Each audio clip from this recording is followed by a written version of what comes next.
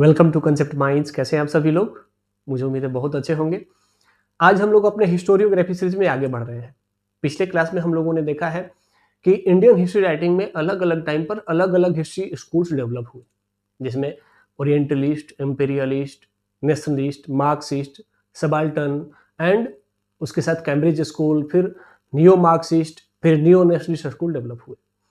हमने यह भी देखा कि सबके डेवलपमेंट के फैक्टर्स अलग अलग थे। कहीं पर सोशल फैक्टर्स था, कहीं पर इकोनॉमिकल फैक्टर्स था, कहीं पर पॉलिटिकल फैक्टर्स था, जिसने कि अलग अलग हिस्ट्री राइटिंग स्कूल को प्रमोट किया। लेकिन हमने यह भी देखा कि फ्रेंच रिवॉल्यूशन के बाद एक नया पैरामीटर सेट किया गया कि वह राइटिंग जो साइंटिफिकली न्यूट्रल होगी उसी को हिस्ट्री राइटिंग मानी जाएगी। लेकिन उसके बाद भी जितने स्कूल्स डेवलप हुए वो किसी न किसी आइडियोलॉजी से जुड़े हुए थे, इसीलिए वो उस रिजिड आइडियोलॉजी को लेकर के अपने पैरामीटर के साथ अटैच्ड थे। उन्हीं को वो रियल हिस्ट्री के रूप में प्रेजेंट कर रहे थे। अब हम एक एक करके वो सारे पैरामीटर्स डिस्कस करेंगे, सारे स्कूल्स डिस्कस करेंगे, जिससे कि आपकी जो हिस्ट्री की अंडरस्टैंडिंग है वो और बेटर हो सकेगी। जैसे मैं एक छोटा सा एग्जांपल बताता हूं। 1857 का जो रिवोल्ट है उसको लेकर के imperial school and Cambridge school दोनों का मानना है कि it was just mere sipahi mutiny only, जबकि नेशनलिस्ट स्कूल इसको फर्स्ट वॉर ऑफ इंडिपेंडेंस मानता है। मार्क्सिस्ट स्कूल इसको war of one bourgeoisie against other मानता है। सबाल्टर्न स्कूल कहता है कि 1857 के रिवोल्ट में जो सोसाइटी का सबसे रूटेड सेक्शन था, सबसे कमजोर सेक्शन था, उसको पता नहीं था कि वो क्यों लड़ रहा है। तो इस तरीके से एक ही टॉपिक पर अलग अलग कंक्लूजन अलग अलग स्कूल्स के आते हैं। इसीलिए हमें हिस्टोरियोग्राफी की समझ बहुत जरूरी है, ताकि हम हिस्ट्री को बहुत बेहतर तरीके से समझ सकें।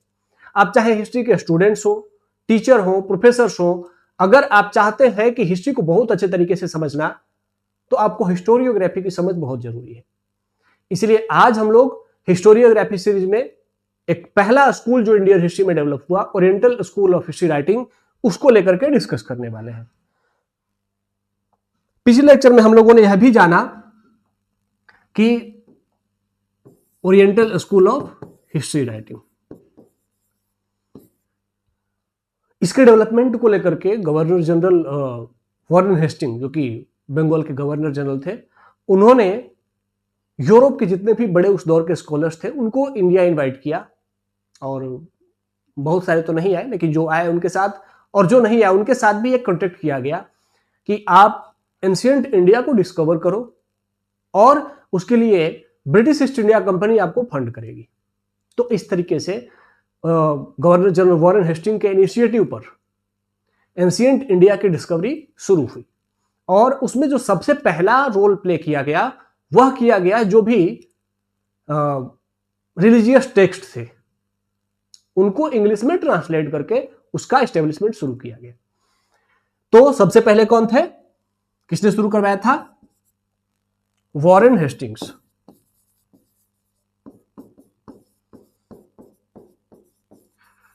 अब वॉरेन हेस्टिंग्स ने शुरू करवाया था तो ऑब्जेक्टिव भी कुछ तो रहा होगा, कोई ना कोई ऑब्जेक्टिव तो रहा होगा। तो वॉरेन हेस्टिंग्स ने शुरू करवाया, और शुरू करने वाले कौन थे?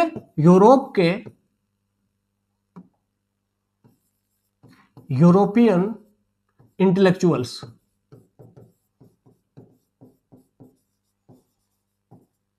और शुरू कौन करवा रहा था? East India company. East India company.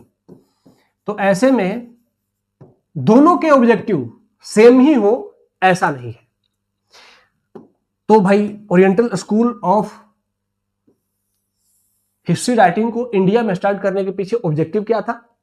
तो जो यूरोपियन इंटेलेक्चुअल्स थे वो एक्चुअली यूरोप में इंडस्ट्रियल रेवोल्यूशन के बाद जो मोरल क्राइसिस आया था उसका सॉल्यूशन ढूंढ रहे थे, क्योंकि उन्होंने देखा कि जो इंडस्ट्रियल रेवोल्यूशन के बाद सोसाइटी है वो हाईली मटेरियलिस्टिक होती चली जा रही है।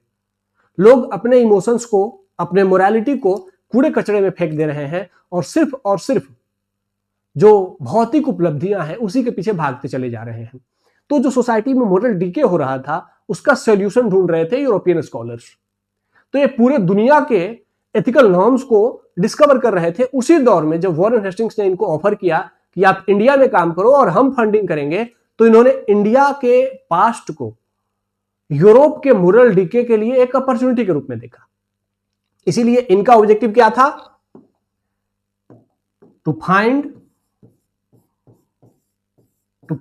अ solution of moral decaying of European society.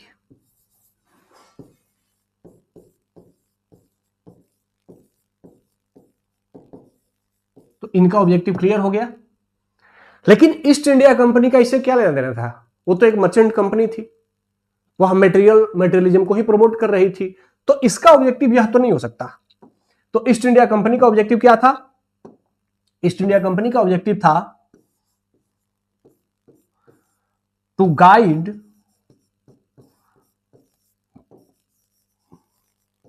There officers in understanding India better,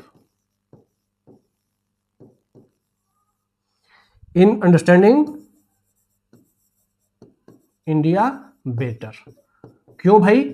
क्योंकि अगर हम इंडियन पास्ट को बहुत अच्छे तरीके से समझेंगे, इंडियन सोसाइटी को, इंडियन रिलीजन को, इंडियन कल्चर को जितना अच्छा समझेंगे, उतने अच्छे तरीके से हम अभी के जो इंडियंस हैं उनके साथ डील कर पाएंगे।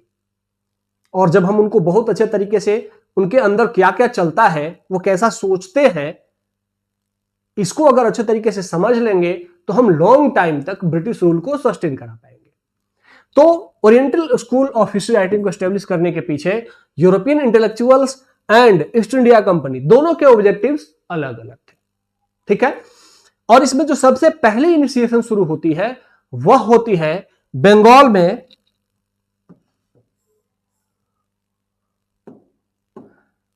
में एशियाटिक सोसाइटी ऑफ बंगाल की स्थापना करके। एशियाटिक सोसाइटी ऑफ बंगाल, इसकी स्थापना की गई और इस ऑर्गेनाइजेशन के छत्र छाया में इंडिया के एंशिएंट पास्ट को डिस्कवर करने की इनिशिएटिव शुरू हो गई। इसमें जो सबसे पहला नाम था वह था William Jones.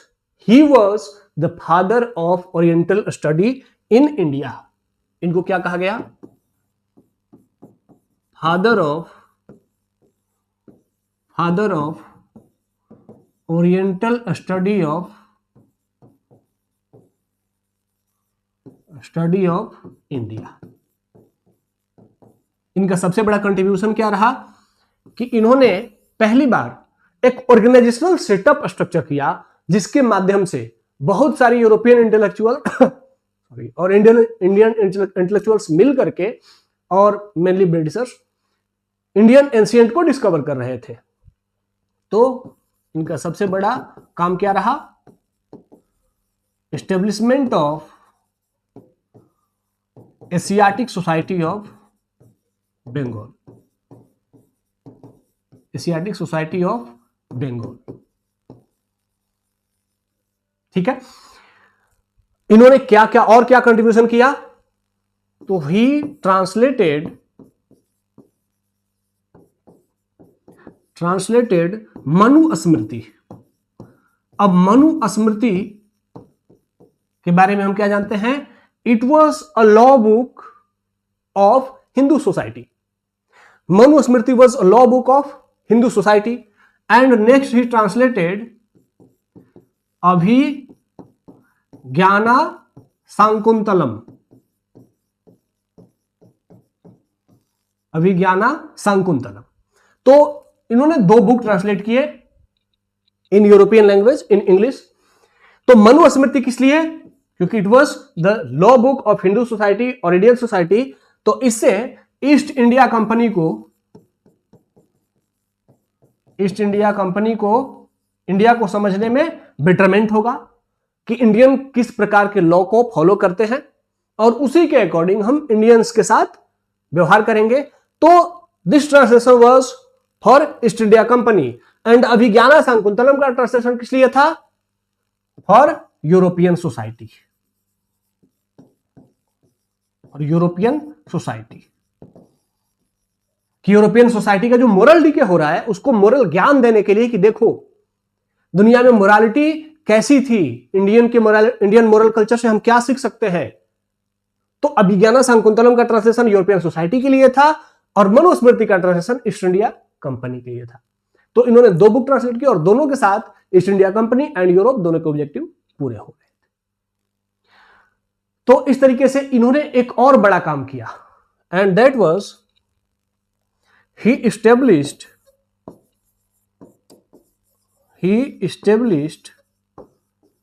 the relations between Sanskrit and Greek and Latin।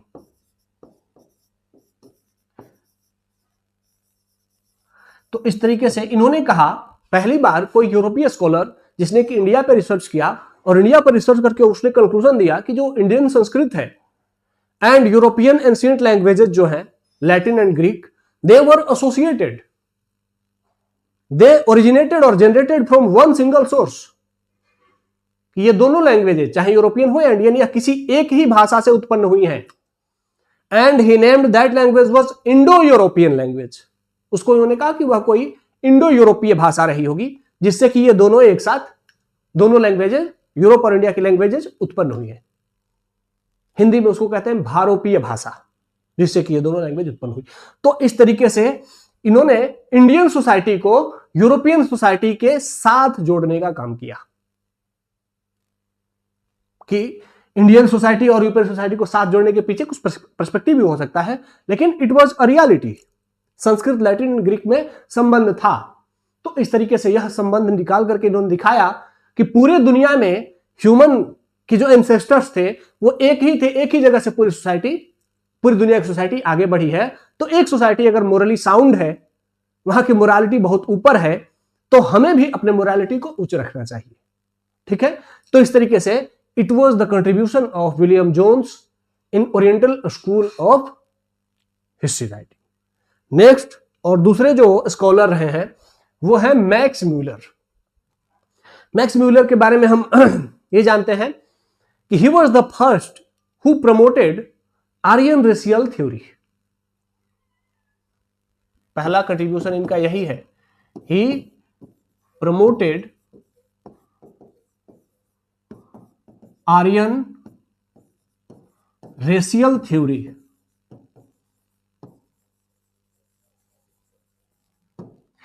And इन्होंने कहा कि ये जो वैदिक सिविलाइजेशन है, क्योंकि उस टाइम तक इंडस वैली सिविलाइजेशन की डिस्कवरी नहीं हुई थी, खोज नहीं हुई थी, तो उन्होंने कहा कि ये जो इंडिया में वैदिक कल्चर डेवलप हुआ जो आज तक कंटिन्यू है, it was a givings of Aryans who migrated from central Asia and came India and established a so much rich civilization. तो इस तरीके से पहली बार इन्होंने आर्यन रेशियल थ्योरी ला करके और कहा कि जो आर्यन सिविलाइजेशन इंडिया में डेवलप हुई है या वैदिक सिविलाइजेशन डेवलप हुई है, यह इंडियंस ने नहीं डेवलप की है, ये बाहर से आए हुए आर्यंस ने डेवलप की है। तो इस तरीके से आर्यन रेशियल थ्योरी ला करके इनका ऑब्जेक्टिव क्या था? इस एक थ्योरी से इनके दो शिकार हो गए।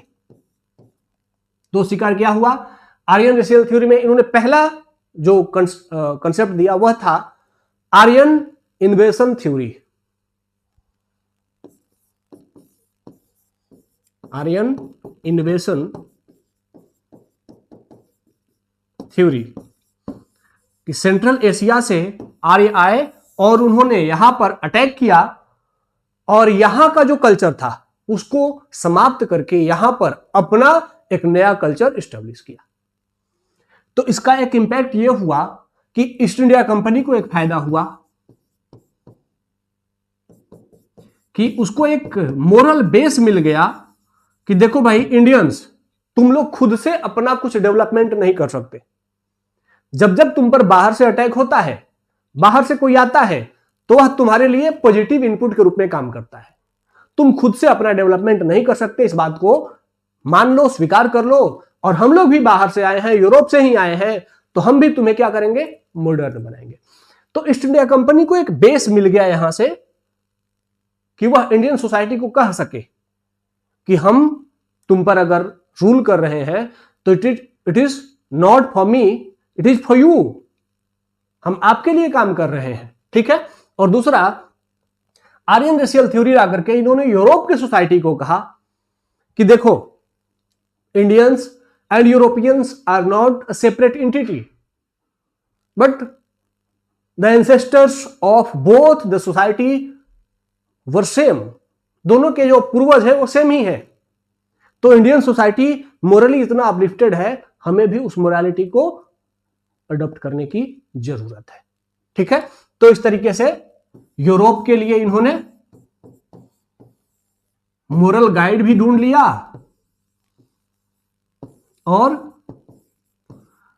ईस्ट इंडिया कंपनी के लिए एक मोरल ग्राउंड भी दे दिया।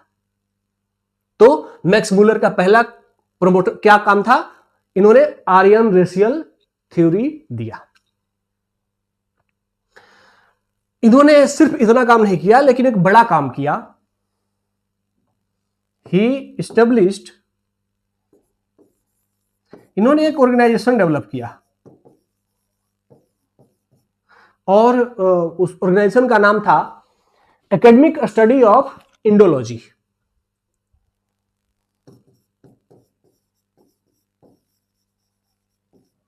एकेडमिक स्टडी ऑफ इंडोलॉजी, ठीक है। तो पहली बार एक ऑर्गेनाइजेशन बना करके इन्होंने भी, जिस तरीके से विलियम जोन्स ने एशियाटिक सोसाइटी बनाई, इन्होंने एकेडमिक स्टडी ऑफ इंडोलॉजी बना करके इंडियन हिस्ट्री को रिसर्च करने के लिए, प्रमोट करने के लिए, उसको ट्रांसलेट करने के लिए एक फंडेड ऑर्गेनाइजेशन बनाया, ठीक है। His last but not the least contribution was translation of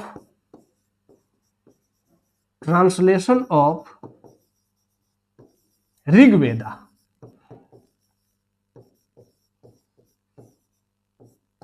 Hindi में कहें तो ऋग्वेद का ट्रांसलेशन किया, ट्रांसलेशन ऑफ ऋग्वेद। तो ऋग्वेद के ट्रांसलेशन को इन्होंने एक सीरीज निकाली, सेक्रेड बुक ऑफ ईस्ट। और इस सीरीज में इन्होंने इंडियन रिलीजियस बुक को ट्रांसलेट करने का एक पूरा 50 वॉल्यूम निकाला। उसमें उन्होंने 50 से अधिक इंडियन और चाइनीज और जापानीज जो भी ईस्ट की प्रोमिनेंट रिलीजियस बुक थी उसको ट्रांसलेट किया। तो उसी में से Rigveda, it was the first book who got translated by Max Muller in his series Sacred Book of East. तो इस तरीके से ऋग्वेद से यूरोपियन सोसाइटी परिचित हुई कि ऋग्वेद नाम का एक ऐसा बुक है जो कि ह्यूमन सिविलाइजेशन की पहली बुक है, इतनी बड़ी और इतनी डेवलप्ड पहली बुक है जो कि वैदिक आर्यंस ने डेवलप की है, ठीक है। तो इस तरीके से इन्होंने यूरोप को इंडिया के वैदिक कल्चर से अपडेट कराया। ऋग्वेदिक सोसाइटी में जो सोसाइटी थी जिसमें कि जेंडर इक्वालिटी, सोशल इक्वालिटी जैसी बहुत सारी चीजें थी, उसको यूरोप को पहुंचाया कि यूरोप उससे लर्निंग ले सके, शिक्षा ले सके।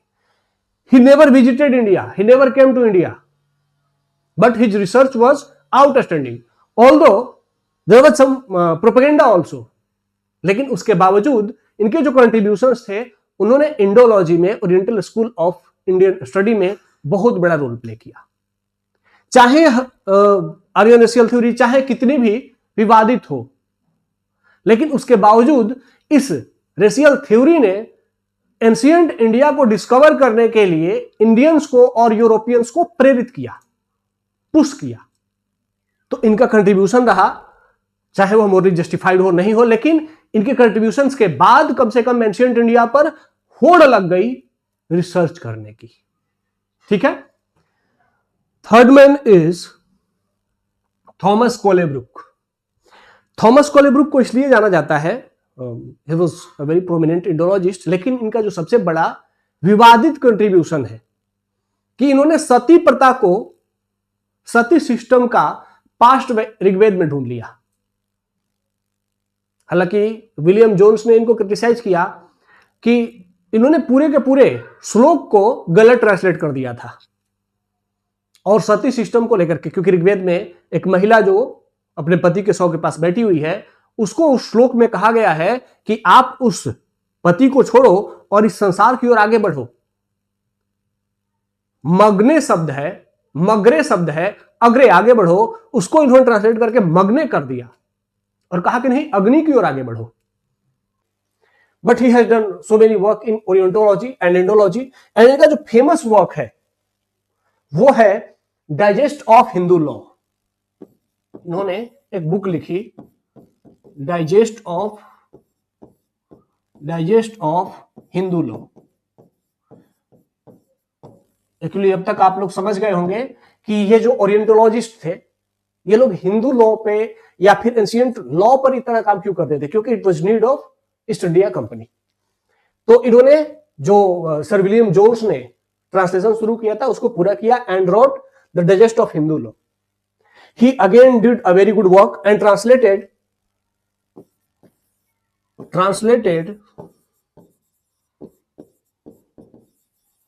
मिताक्षरा। मिताक्षरा से आप लोग शायद परिचित हो, एंड दयाभाग।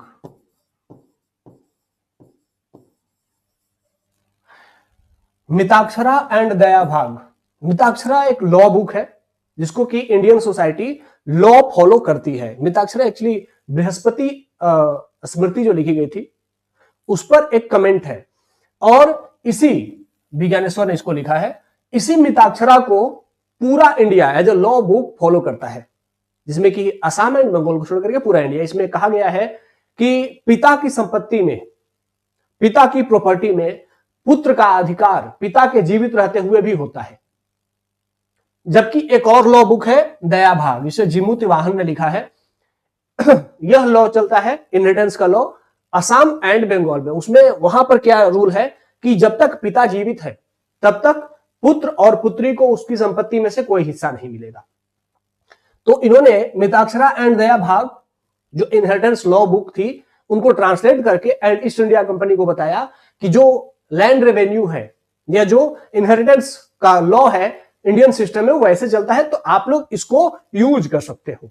तो it was a very famous translation जिसने कि ईस्ट इंडिया कंपनी को बहुत ही अच्छा एज दिया और इस तरीके से इंडियंस को रूल करने के लिए एक बहुत अच्छा हेल्प इन्होंने ईस्ट इंडिया कंपनी का किया।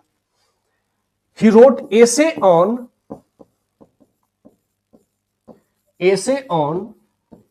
वेद।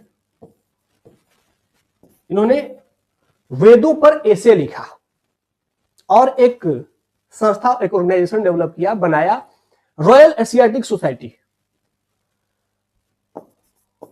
रॉयल एशियाटिक सोसाइटी, और इसका ऑब्जेक्टिव था कि एशिया की जो भी एम्पायर्स रही हैं, एशिया का जो पास्ट रहा है उसको ट्रांसलेट किया जाए, उस पर अच्छा काम किया जाए। ठीक है। इनको एक और फेमस क्रेडिट किया जाता है, जो इंडियन वैदिक मैथमेटिक्स है उसको पूरे दुनिया में पॉपुलर करने का श्रेय इन्हीं को जाता है। वैदिक मैथमेटिक्स, जिसमें इन्होंने वैदिक एल्जेब्रा एंड ट्रिगोनोमेट्री इनको ट्रांसलेट करके और पूरी दुनिया में पहुंचाया और बताया कि जो एंशिएंट इंडियंस थे उनके मैथमेटिक्स पर कमांड कितना हाई क्वालिटी का था, और पूरी दुनिया वैदिक मैथमेटिक्स से फेमस हो गई, अपडेट हुई, और हमें भी इस बात की जानकारी मिली कि हमारा एंशिएंट मैथमेटिक्स कितना हाई क्वालिटी का था। तो इस तरीके से थॉमस कोलेब्रुक ने हमें हमारे पास्ट से मिलाया। तो सम लिमिटेशंस के बावजूद इनके कंट्रीब्यूशंस को हम रिजेक्ट नहीं कर सकते। And then the next comes James Prinsep. अब जेम्स प्रिंसेप के बारे में आप सभी जानते हैं कि he was the man who first deciphered Brahmi script. इनका सबसे फेमस काम क्या है? Deciphered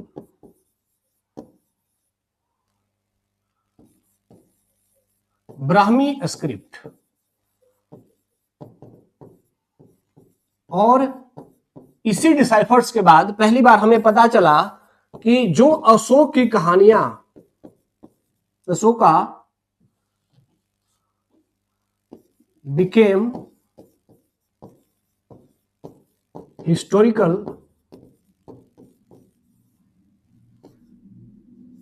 emperor.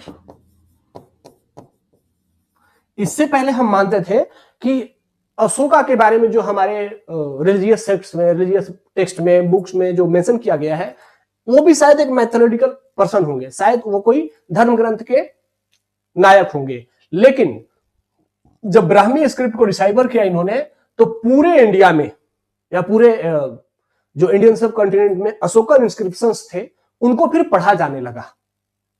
एंड तब हमें पता चला कि Ashoka was a real person, he was not an EPIC person और मैथोलॉजिकल वन। ठीक है, तो इस तरीके से इनका जो कंट्रीब्यूशन है कि हम अपने एंशिएंट स्क्रिप्ट को समझ करके और यह जानने में सफल हुए कि हमारा जो एंशिएंट स्क्रिप्ट था, जिसे कि हम बौद्धिज्म, जैनिज्म और भी जो लोकल लैंग्वेजेस थी जिनको कि ब्राह्मी स्क्रिप्ट पर बेस्ड करके लिखा गया था, उनको जानने में सफल हुए और एंशिएंट इंडिया का जो रिलीजियस एंड पॉलिटिकल एम्पायर था उसको भी बहुत अच्छे तरीके से समझ पाए। तो हिज फेमस कंट्रीब्यूशन वाज कि हम सम्राट अशोक, अशोका द ग्रेट से अपडेट हो पाए। अब आता है कि हमने इतने सारे ओरिएंटोलॉजिस्ट के बारे में जाना एंड इनके जो इंडोलॉजी पे जो काम थे उसको जाना, लेकिन इनका एक कोर फीचर अगर हम बात करें कि कोर फीचर क्या था,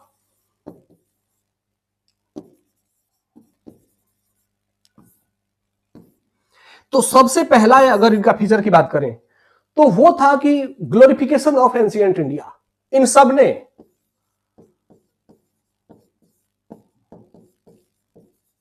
glorification of ancient India, especially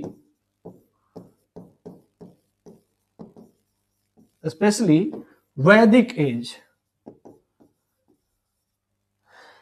जितने ओरिएंटलिस्ट हिस्टोरियंस थे, इन्होंने वैदिक एज का ग्लोरीफाइड किया, ग्लोरिफिकेशन किया और उसको बहुत अच्छे तरीके से बढ़ा चढ़ा करके दिखाया। ठीक है, the second feature of this school was, जो दूसरा सबसे बड़ा फेमस फीचर है कि ये, क्योंकि उस टाइम तक हमारे यहां आर्कियोलॉजी में बहुत अच्छा काम नहीं हुआ था, तो बहुत अधिक जब समुद्र जगहों पर खुदाई उदाई हुई नहीं थी, तो हमें आर्कियोलॉजी से बहुत ज्यादा अपडेशन था नहीं, तो हम अपने एंशिएंट पास्ट को जानने के लिए रिलीजियस टेक्स्ट पर या फिर संस्कृत टेक्स्ट पर ही डिपेंड थे। तो इनका जो हिस्ट्री राइटिंग का जो प्राइमरी सोर्स था वह लिटरेरी सोर्स रहा, और वो आर्कियोलॉजी जो मिसिंग थी, तो इसीलिए जो लिटरेरी सोर्स में कहा गया, जो बातें लिखी गई थी, इन्होंने उसी को रियल हिस्ट्री मान लिया। अब उनमें कुछ बहुत सारी रिकमेंडेशंस थी, उसको भी रियल हिस्ट्री समझ लिया गया। जैसे बहुत सारी जो स्मृति ग्रंथें हैं, जैसे मनु स्मृति, अब वो सोसाइटी में एक हिस्ट्री के रूप में सोसाइटी में कितना अडॉप्ट होता था, क्योंकि वो एक रिकमेंडेशन बुक है। अब लॉ को कितना रिकमेंड सोसाइटी कितना अडॉप्ट करती है, उस काल के जो एम्परर्स थे वो उसको कितना अडॉप्ट करते थे, यह कहीं पर एविडेंशियल सोर्स नहीं था इनके पास। इसीलिए इनका एक बहुत बड़ा लिमिटेशन के रूप में आप कह सकते हैं heavy reliance on Sanskrit and Brahmanical text.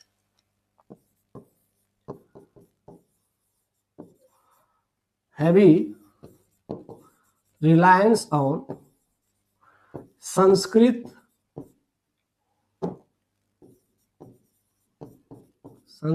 And Brahmanical text.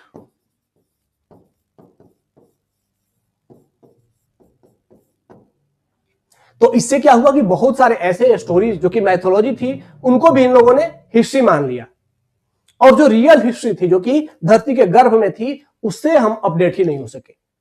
हम जान ही नहीं पाए कि हमारे यहां कोई इंडस वैली सिविलाइजेशन जैसी एक ग्रेट सिविलाइजेशन भी है। ठीक है, एंड इनका नेक्स्ट फीचर है नेग्लेक्ट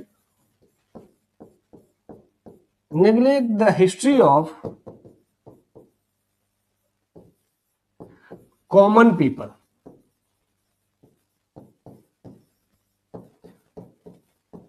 ये कॉमन पीपल का हिस्ट्री नहीं लिख रहे थे, ये इतिहास धर्म ग्रंथों, पुराणों, महाकाव्यों में जो इतिहास लिखा था या उनमें जो कहानियां थी, तो वो सोसाइटी के रॉयल क्लास की थी, राजा महाराजाओं की कहानियां थी, सोसाइटी के अपर क्लास की कहानियां थी, उसी की कहानी को इन्होंने हिस्ट्री में लिखा। तो जो सोसाइटी का लोअर सेक्शन था उसकी स्टोरी गायब हो गई, उसकी स्टोरी छुपी रह गई। साथ ही इन्होंने मटेरियल कल्चर का, जो इंडिया में मटेरियलिस्टिक डेवलपमेंट हुआ था, उसको भी इग्नोर किया। जैसे इन्होंने इंडियंस को बताया कि जो एंशिएंट इंडियंस थे, they were great philosophers but they were not great kings. वो ऐसा कहते हैं कि वो ग्रेट किंग्स नहीं थे, वो एम्पायर नहीं बनाते थे, फिलोसफर्स थे। दे वर नॉट ग्रेट, अब जो काम करने वाले लोग हैं सोसाइटी के, उनको लेकर के ग्रेट इंजीनियर्स नहीं थे, ग्रेट साइंटिस्ट नहीं थे, ऐसा इनका क्लेम रहा। हालांकि बाद में वो सारी क्लेम्स रिजेक्ट कर दी गई, लेकिन इन्होंने, क्योंकि इन्होंने सिर्फ टेक्स्ट पर काम किया, आर्कियोलॉजी पर काम ही नहीं किया, इसीलिए वह जो लिमिटेशन थी कि आर्कियोलॉजी मिसिंग हो गई, तो सोसाइटी का जो कॉमन सेक्शन था उसका हिस्ट्री इन्होंने लिखा ही नहीं। And last but the not least, इनका जो एक कॉमन एजेंडा था कि एक इनडायरेक्टली इन्होंने ब्रिटिश रूल को जस्टिफाइड किया। तो इनडायरेक्ट जस्टिफिकेशन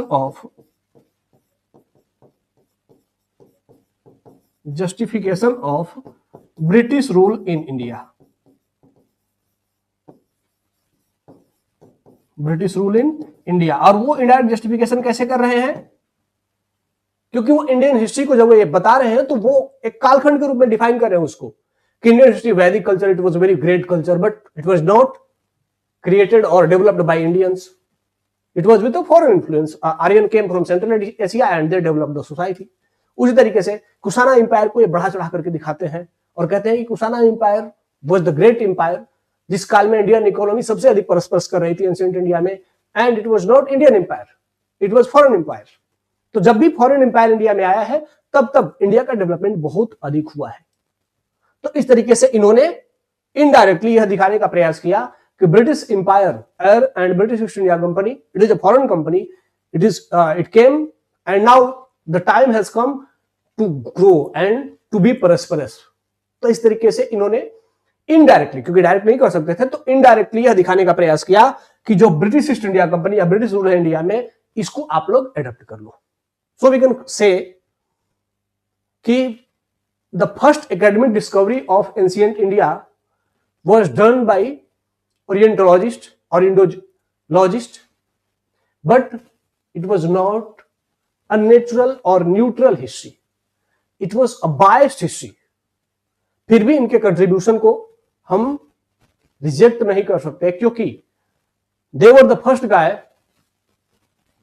who, हमारे अंदर जिन्होंने ये प्राउड भरा, ये प्राउड फील कराया कि हमारा एंशिएंट, हमारा पास्ट इतना डार्क नहीं है जितना डार्क हम मानते थे, क्योंकि हम जानते ही नहीं थे तो इसलिए मानते थे।